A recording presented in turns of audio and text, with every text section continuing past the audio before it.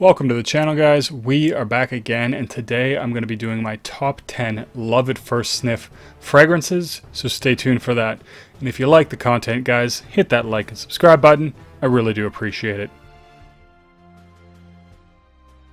So I came up with this idea when I'd done a top 5 video of fragrances that I didn't like when I first sniffed them. On the other side of that, of course, are fragrances that are love at first sniff, but I did also have one other criteria for this actual fragrance, or the fragrances on this list when I compose it, and that is that not only do I have to like it right away, but I had to like it the whole way through. So there's a lot of fragrances where you smell it, you love those top notes, it has really captivating top notes, and then you get to the dry down or something and you just don't really like it that much. And so these are fragrances that I love through and through, right from the beginning all the way to the end of the fragrance, and I like them the first moment that I sniff them. So I'm going to start this list out with some of the samples that I have. So two of these I do have samples. Both these are on my purchase list. They are a little bit heavier, so I probably won't get them until the winter, and I'm actually trying not to buy any fragrances for the next little while anyways, just to deal with some of the decants and samples that I actually have, get through them, decide what I like, and do some more reviews. But without further ado, I am actually going to start off with Red Tobacco by Mancera, and this one might actually surprise some people because a lot of people say that this one has a very harsh opening and it's very, very strong, and a lot of people who even like this fragrance don't like right away, don't like it on the initial burst. I like this one through and through. It has this amazing, like, beautiful, beautiful wet tobacco with sort of a leathery oud in it. There's a slight hint of smokiness, but it's not really smoky, and it has just this very nice kind of boozy opening as well. So that wet tobacco really does sort of give off the vibe of being a little bit boozy. This one does dry down to a really nice tobacco vanilla, very creamy. Well, not exceptionally creamy, but it has this sort of, it reminds me of chocolate kind of vibe. So it doesn't really smell like chocolate, but it kind of, something in it gives me this chocolate vibe. Love this one. And especially being Mancera, it can be found on the gray market for a pretty inexpensive price. I think the price value proposition with Manceras are really good if you can find ones that you enjoy. But that is going to be my number 10. The number 9 spot is another one that I actually really, really want to get. This one's a little bit harder to find on discount, and it is fairly expensive, but I absolutely love this one. I love the presentation for this one, and this is Whition's London. Now, this kind of surprised even me, actually, because a lot of people compare this one to Tom Ford Tuscan Leather, and I definitely get that vibe with it. It has that sort of sweet, very strong leathery kind of accord to it, and it is a very strong leather fragrance. But to me, it does smell a lot more round, a lot smoother. It's really just, in my opinion, a more well-done iteration of that DNA. So I will say that over time, I've actually come to really appreciate Tuscan Leather a lot more. I think Ombre Leather, as I mention every time I mention Ombre Leather, it's the one that really got me to start liking leather fragrances. But Ombre Leather kind of led into me trying Tuscan Leather again, and it did grow on me. It certainly did grow on me. But this one is an even more beautiful rendition, more polished, more refined, a little bit more classy, although both of them I think can be worn easily in formal occasions. But anyways, really, really great fragrance, and I absolutely love the presentation on Whition's. So I have to get at least one Whittion just because they look amazing. The next one on my list was kind of a love at first sniff. The reason I say kind of is that it's actually a flanker, and the originals I didn't really like. Decided to give this one a chance, and I love this one. It's one of my favorite designers, but I think for me the thing that makes it really amazing is the orange is super upfront, and of course that is none other than Terre d'Hermes Eau Très Fraîche. Absolutely love this one. One of my favorite designers. I'm definitely looking forward to the weather getting even hotter. Hopefully it gets a little warmer around here, so I can break this one out a little bit more.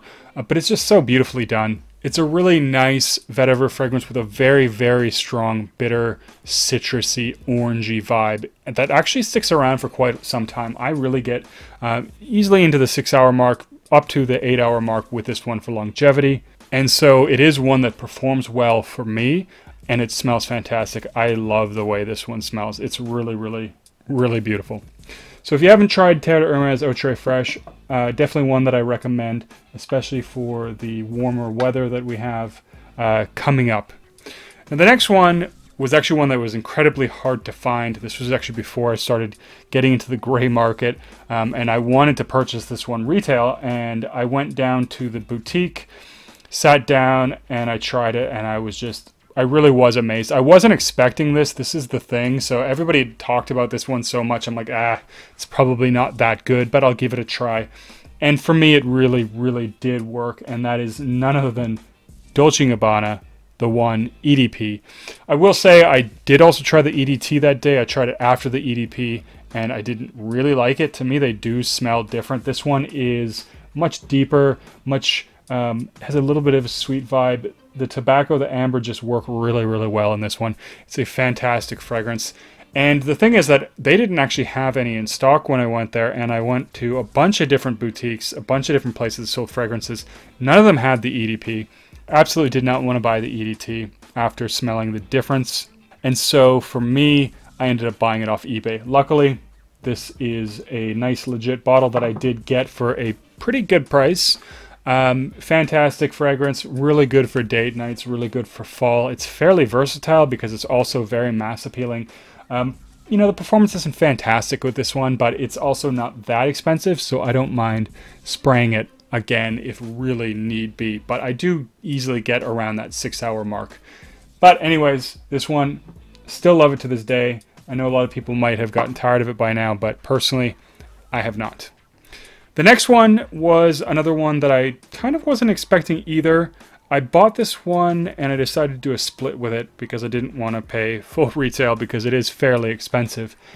And for this one, I was doing some decanting, and that's when I got a whiff of it, and I just absolutely sat back in my chair and enjoyed the smell. It gave me that sort of very, very pleasant feeling when you find one of those real love at first sniffs, and that is Xerjoff Naxos.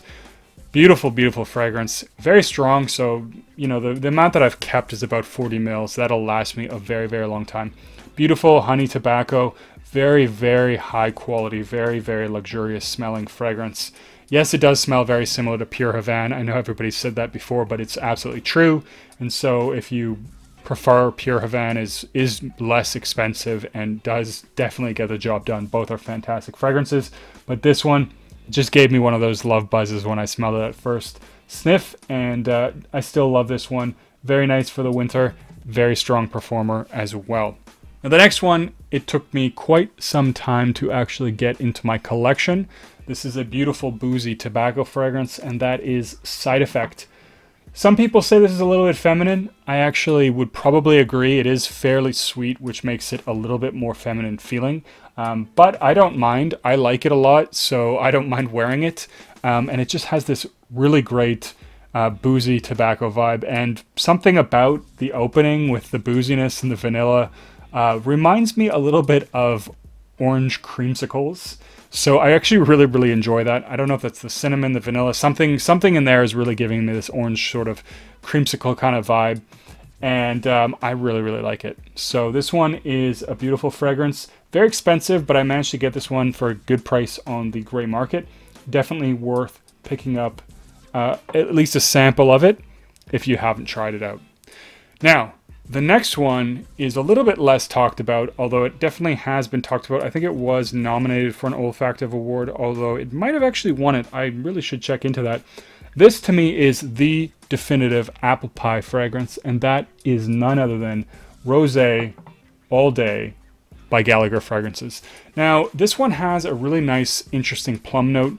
It has honey, it has cinnamon, it has an actual apple crisp note in this one, which is really, really luxurious, very thick, very, very food smelling. It has a bit of patchouli in the mid, which I do find, you know, does distinguish it a little bit, and gives it a different dimension to being like just apple pie, just gourmand. There is rose in this. Interestingly enough, I get hardly any of the rose, and so that for me is a good thing because I don't think rose would work so well with this composition, but nonetheless, It's a beautiful, beautiful apple pie fragrance. If you like things like Oa Jaune, Amber Nargile, I would recommend trying a sample of this one out because it's probably right up your alley. And for me personally, this is my favorite of the bunch. The next one is none other than Fan Your Flames. I really, really enjoy this one as a wonderful, luxurious, boozy tobacco fragrance. Very rummy.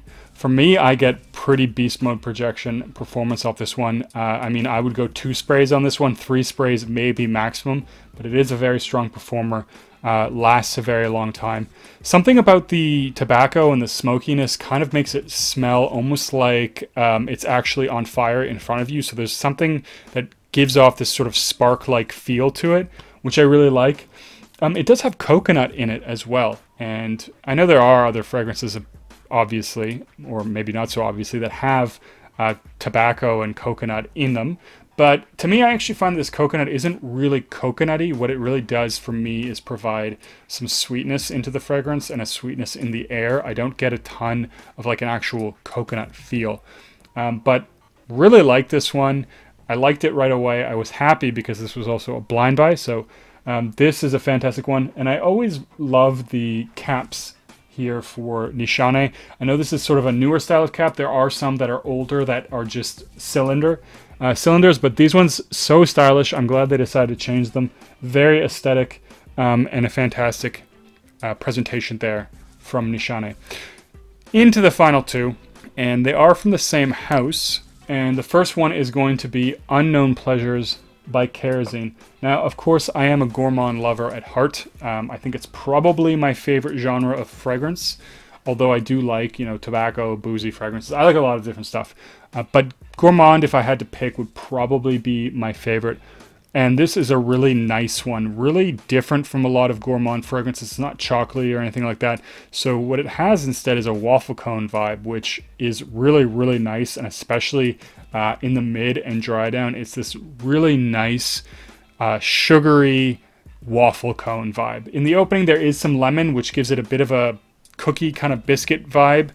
But I absolutely love this one, and I love the dry down on it quite a bit too. That waffle cone is really, really cool. And the next one from the same house, I did get a sample when I purchased this fragrance, and I decided right away that I was going to buy it, and that was Blackmail. I kind of sometimes compare this one to Oud Wood. Not that it smells really the same, but because there is something in the incense that gives off a little bit of a spicy vibe to me, and almost like a burning smoky kind of vibe, which reminds me a little bit of Oud Wood because it's spicy. And the oud that's used in this, I think it's very similar to the one that's in Oud Wood. So the oud itself smells similar to that one, but they do smell quite different. But this is a beautiful, beautiful fragrance. It's smoky, very smoky, a little bit of woodiness from that oud, and it does have some sweetness as well from dried fruits. So it is a wonderful composition, very long lasting, 10 hours easily on my skin. Lasts a long time. I actually got a bunch of samples from this house last time I purchased because I bought this and Follow, and so I got a bunch of samples with it. I think this might be the house that I go through and actually review all those samples as sort of a series next, along with Penhaligon's, because I really want to tackle those and get through them. But anyways, I think I'm going to cut it there, guys. These are some fragrances that I absolutely loved right away, still love to this day. And leave a comment down below. What is a fragrance that you loved at first sniffed, still love it, love the dry down, love everything about it? Let me know in a comment down below. And as always, don't forget to like and subscribe, and I'll see you guys in the next video.